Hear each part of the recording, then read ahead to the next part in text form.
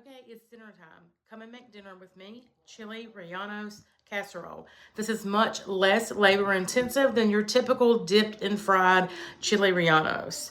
So we're gonna start. I have 7 poblano peppers. I washed them, put them in a grill pan on the stove top. We're gonna char the skin. You can do this on both sides. I did it on one side and then finish them off in the oven under the broiler. They're going to get nice and charred, and then we're going to actually put them into a Ziploc bag to steam them so the skin will come off pretty easy. Some people use a Ziploc bag. I've seen them be put in a bowl with a lid on top, or even a grocery bag, whichever one you want to use. So the next thing we're going to work on is the chorizo. You can actually also add hamburger meat if you want to, or you can leave it with no meat, whichever you want to do. Either one is fine. Now we're going to work on the egg batter that you would typically dip and fry, but we're going to layer this in the casserole. So 6 eggs separated, so 6 whites, 6 yolks.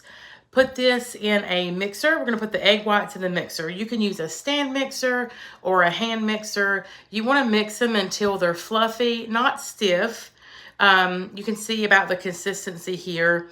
And we're going to add a half a teaspoon of baking powder, a 1/4 cup of flour, and a 1/3 cup of milk, and salt and pepper to taste. You're also going to add in the egg yolks.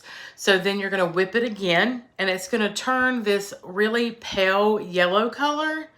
And that's what we're actually going to layer on the bottom, the middle, and the top. So it's going to take the place of that fried crust that you would typically have over the dipped and fried poblanos.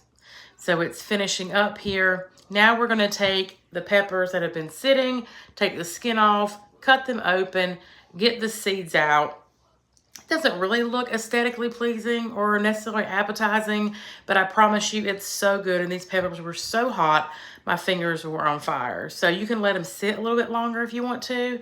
Put down that egg batter mixture, put the poblanos down, put your meat down, put your cheese down, put another layer on top, and then you're going to repeat again. You want to end up with the egg batter and cheese on top. Now we're going to fry some tortillas. These are actually going to go into the salsa.